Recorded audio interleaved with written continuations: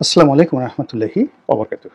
সম্মানিত দর্শক, আমাদের অর্থনীতির জন্য এই মুহূর্তে সবচেয়ে গুরুত্বপূর্ণ বিষয় হলো বিশ্বাসযোগ্যতা স্থাপন করা, দেশের ভিতরে এবং দেশের বাইরে। বিনিয়োগের একটা পরিবেশ তৈরি করা এবং মানুষের কাছে যে সঞ্চিত অর্থ রয়েছে আমাদের দেশে, সে যে কোনো একটা ব্যবসায় সেটা বিনিয়োগ করবে, শিল্প কলকারখানা স্থাপন করবে, দোকান দেবে। এই বিষয়গুলোর জন্য সবচেয়ে বেশি দরকার হলো একটা পলিটিক্যাল স্ট্যাবিলিটি, রাজনৈতিক স্থিতিশীলতা। সেটি নেই। ফলে গত ৭-৮ মাসে নতুন করে বিনিয়োগ, সেটি বৃহত্তর পরিসরে হোক বা ছোট পরিসরে হোক, এটা হয়নি। এমনকি শেখ হাসিনার জামানাতে যে মুরগির খামারগুলো ছিল, গরুর খামারগুলো ছিল, এটি সেই জুলাই আগস্ট বিপ্লবের পরে অনেকগুলো প্রান্তিক লেভেলের খামারিদের, যারা আওয়ামী লীগপন্থী খামারি, এদের সংখ্যা হাজার হাজার। এদের গরু ছাগল যেভাবে লুটপাট হয়েছে, যেভাবে এনে গাবতলীতে বিক্রি করা হয়েছে, এর ফলে কত হাজার খামারির যে জীবন নষ্ট হয়ে গেছে, এটা তথ্য আমাদের কাছে নেই। বিকল্পভাবে আবার এই জমানাতে গত ৭ মাসে ছোট ছোট মুরগির খামার বা গরুর খামার এরকম হয়েছে, কতটা হয়েছে তারও তথ্য নেই। কিন্তু এখানে একটা বিরাট ঘাটতি রয়ে গেছে।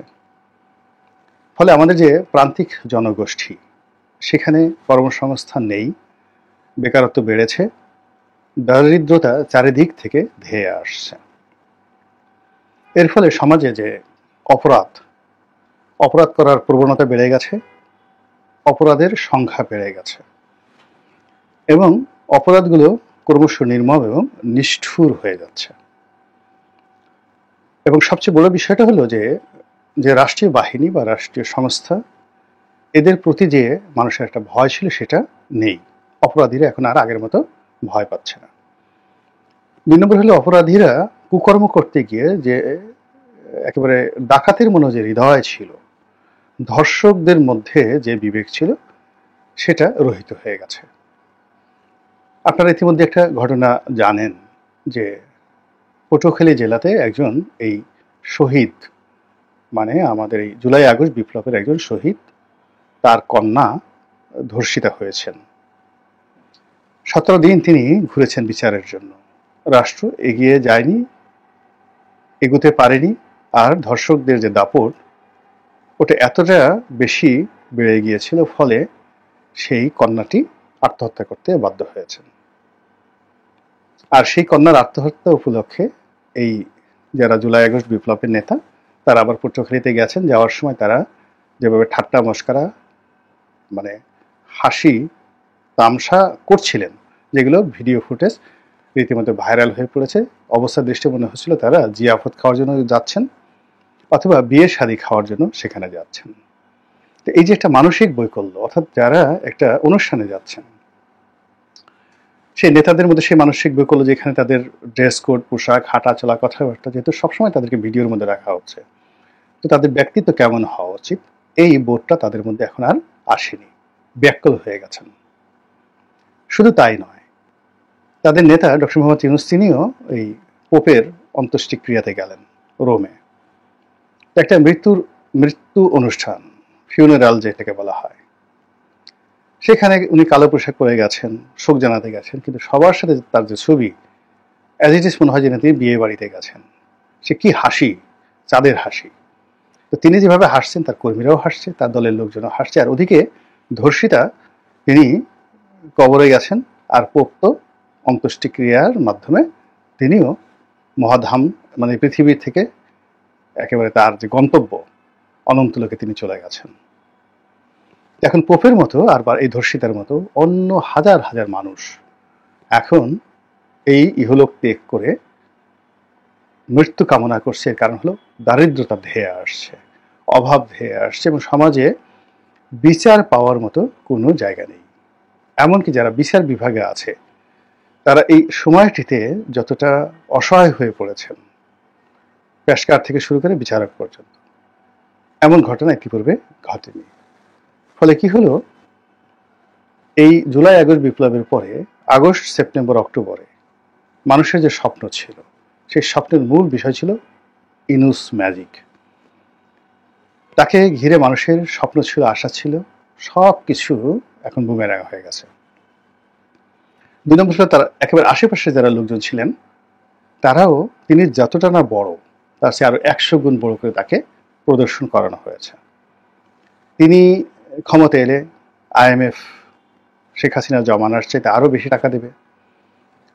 তিনি বাংলাদেশে আছেন, বিশ্বব্যাংক, ADB, IDB, জাইকা 2 হাতে টাকা দেবে। তিনি ক্ষমতায় আছেন, পশ্চিমারা, ইউরোপ এবং আমেরিকার লোকরা 2 হাতে এখানে ইনভেস্ট করবে, বাংলাদেশে দুধের নহর প্রবাহিত হবে। এরকম যে একটা ভাইব, এটা এখন একেবারে রীতিমতো বুমেরাং হয়ে পড়েছে।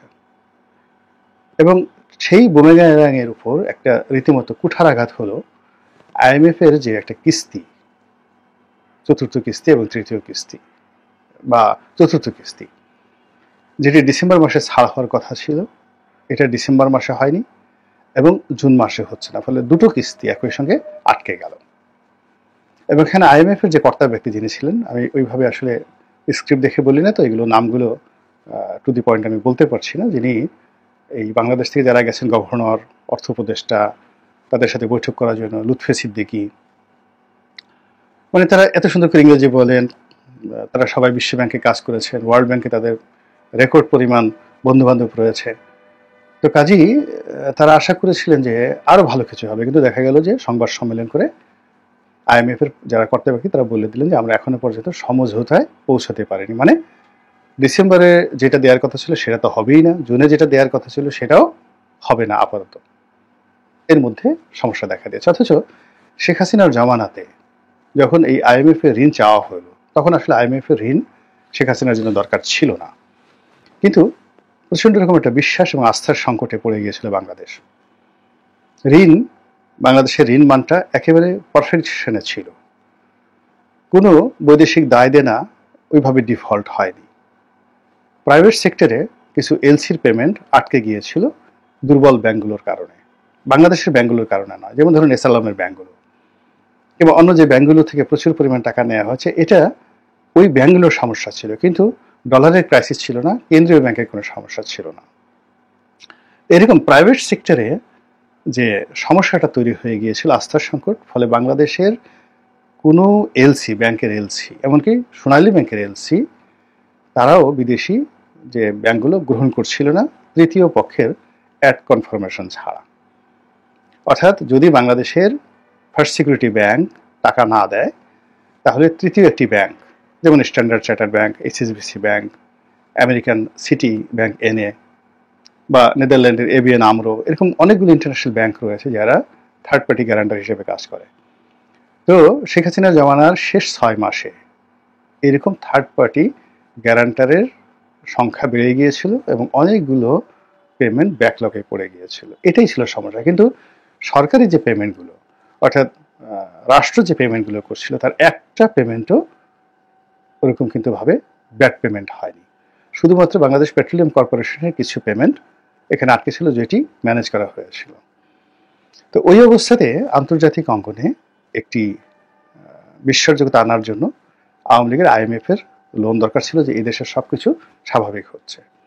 তো যখন IMF এর লোকজন এলো, আমরা যারা আওয়ামী বিদ্বেষী ছিলাম অনেকে জানতাম এই ঘটনা, যে আওয়ামী লীগের এই বিষয়গুলো ফাইলপত্র হয়ে আছে, কিন্তু আমরা বললাম যে আওয়ামী লীগ $10 বিলিয়ন চুরি করে নিয়ে গেছে। অর্থাৎ IMF বলছে যে তোমার অ্যাকচুয়াল রিজার্ভ হলো $22 বিলিয়ন, আওয়ামী লীগ বলছে যে না, আমার 32 বিলিয়ন বা আরো 8 বিলিয়ন, $30 বিলিয়ন। তো এখন দেখুন, এই আহসান ইস মনসুর বর্তমান গভর্নর, তিনি বলছেন যে আওয়ামী লীগের সেই হিসাবটা ঠিক আছে, মানে আমাদের যে অ্যাকচুয়াল যেটা আছে, আওয়ামী লীগ যেটা হিসাবটা দেখিয়েছিল এর মধ্যে কোনো মানে গলদ নেই, এটা এখন বলছে। কিন্তু আমরা এখন বিশ্বাস করছি এবং এটা আমাদের করতেই হবে, কিন্তু আমরা ওই জমানাতে জানতাম বা বিশ্বাস করতাম, কিন্তু আমরা আওয়ামী লীগকে 12টা বাজানোর জন্য এই কথাগুলো আমি ইউটিউবে আমিও বলেছি যে এই আওয়ামী লীগ এভাবে $10 বিলিয়ন হিসাব দিতে পারছে না। আর যারা বাংলাদেশের বাইরে তারা তো বলছে যে এই $10 বিলিয়ন জয় চুরি করে নিয়ে গেছে, রেহানা চুরি করে নিয়ে গেছে, অমুক চুরি করে নিয়ে গেছে, শেষ এই $10 বিলিয়ন এই ঘটনা।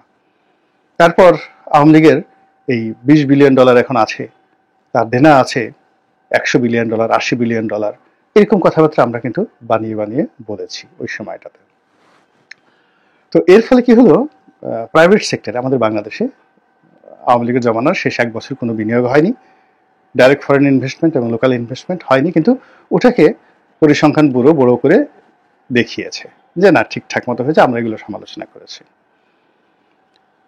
তো এই যে বিষয়গুলো যখন চলছিল তখন IMF এর লোন যখন তাদের জন্য অপরিহার্য হয়ে গেল, তারা আসলো, আমি তারপরে জাকির ব্রিয়া অন্যান্য যারা আছেন, তা আমরা বললাম পূবের চাঁদ পশ্চিমে উঠে যেতে পারে, আওয়ামী লীগ এই মানে পাবে না, IMF এর লোন পাবে না। কিন্তু দেখা গেল খুব দ্রুততম সময়, কারণ ওই সময়টাতে 3টি দেশ অর্থাৎ বাংলাদেশ, পাকিস্তান এবং কলম্বো মানে শ্রীলঙ্কা, তারা এই IMF পিছিয়ে পিছিয়ে ঘুরছিল এবং বাংলাদেশের মানে ঝড়ের গতিতে, বিদ্যুতের গতিতে বাংলাদেশের লোন IMF স্যাংশন করে। আনবিলিভেবল, বিকজ তখন বাইডেন প্রশাসন অ্যাবসলিউটলি শেখ হাসিনার বিরুদ্ধে, কিন্তু IMF সবকিছু দিল এবং পরবর্তীতে তারা 2টো কিস্তি ছাড় করলো। 3য় কিস্তি ছাড় করতে গিয়ে তারা দেখা গেল মানে নর্মাল যা পাবে তার চেয়ে আরো বেশি টাকা তারা দিয়ে দিল একেবারে পতনের আগ পর্যন্ত।